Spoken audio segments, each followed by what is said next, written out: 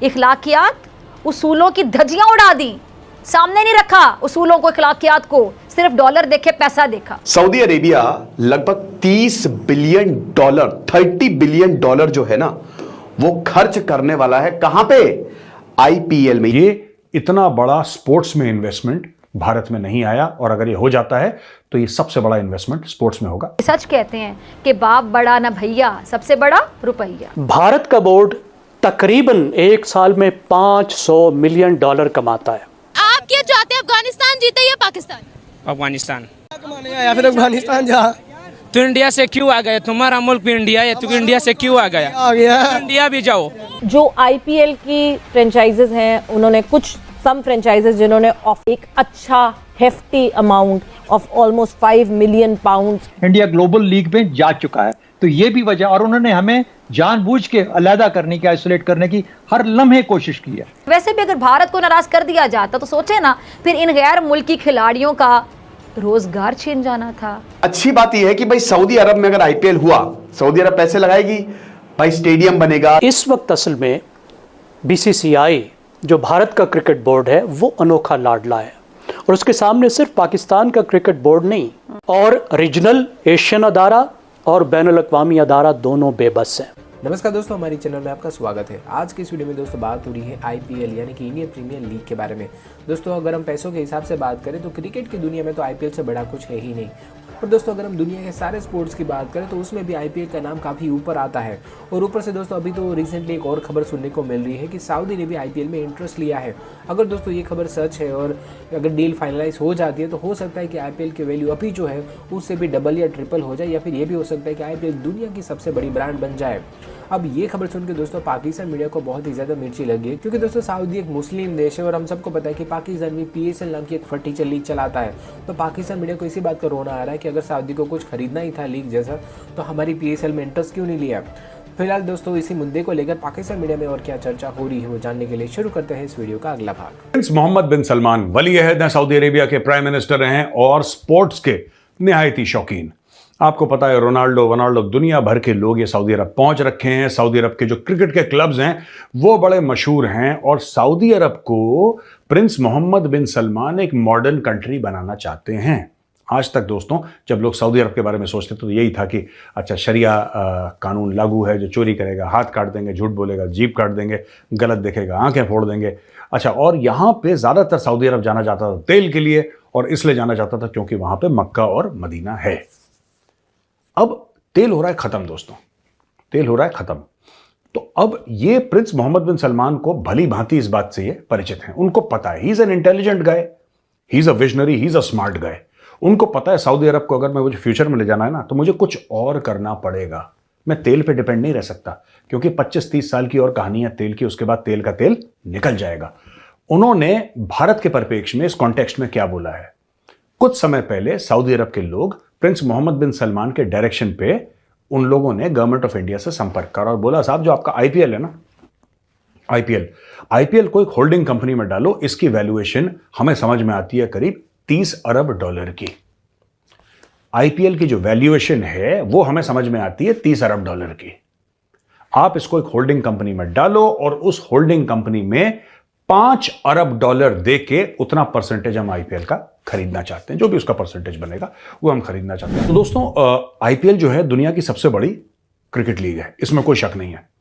It is much bigger. एक जमाने में हमारे टाइम पे तो एशेज बड़ा बोलते थे, बड़ा हम सुनते थे एशेज का। एशेज कुछ भी नहीं है आईपीएल के सामने, जबकि एशेज जो है वो एक बायलैटरल है इंग्लैंड और ऑस्ट्रेलिया के बीच में। लेकिन IPL has blown away everybody, और आईपीएल इतना बड़ा बन गया है कि सिर्फ क्रिकेट की सबसे बड़ी लीग नहीं, दुनिया में स्पोर्टिंग में अगर आई थिंक टॉप 5 या टॉप 7 लीग्स आती हैं पूरे दुनिया में, जिसमें हर एक स्पोर्ट शामिल है, जिसमें आपका बास्केटबॉल शामिल है, जिसमें आपका फुटबॉल शामिल है, उसमें आई थिंक टॉप 5 या टॉप 7 में आईपीएल जरूर आता होगा।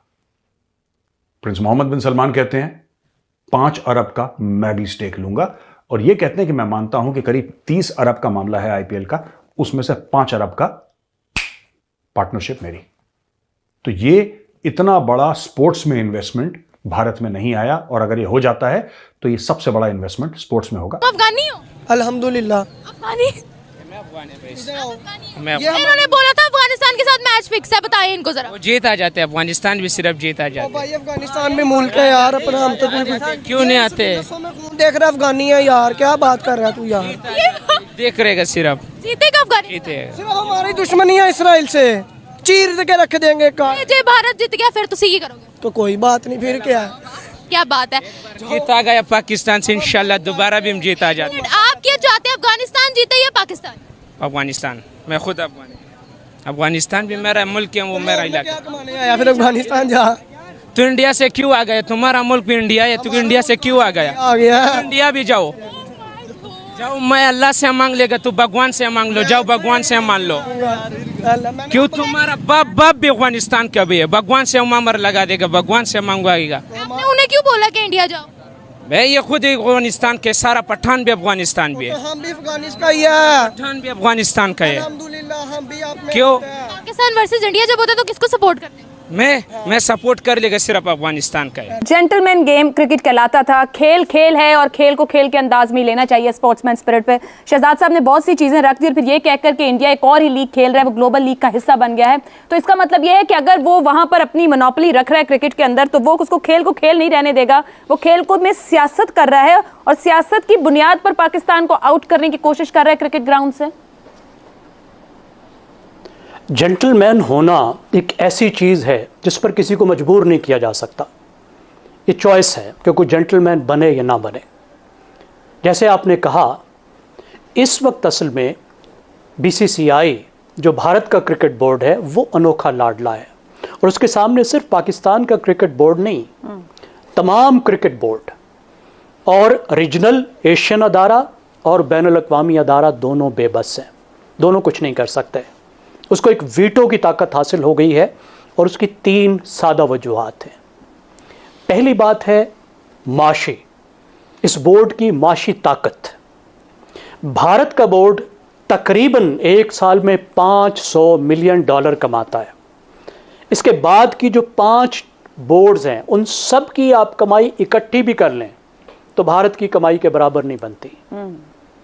अब इस वजह से सब टीमों को, और ख़ास तौर पर एशियन जो तंजीम है और जो बैनुल अक़वामी तंजीम है ACC और ICC, उसको भारत की बात माननी पड़ती है।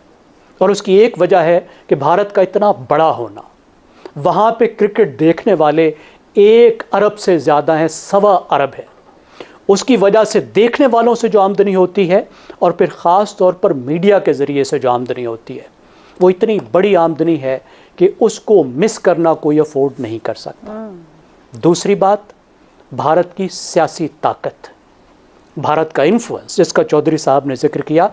जैसे जैसे भारत की मईशत बढ़ी है उसका सफारती वज़न बढ़ा है, और भारत उस सफारती वज़न को हर जगह इस्तेमाल करता है, कहीं नहीं हिचकिचाता। उसने क्रिकेट को ख़ास तौर पर अपनी डिप्लोमेसी के लिए इस्तेमाल किया है और क्रिकेट पर अपना इन्फ्लुएंस डाला है। ये उसका एक डिप्लोमेसी का, सॉफ्ट पावर का एक टूल है जिसको वो इस्तेमाल करने से बिल्कुल नहीं हिचकिचाता। तीसरी बात, भारत के खिलाड़ी।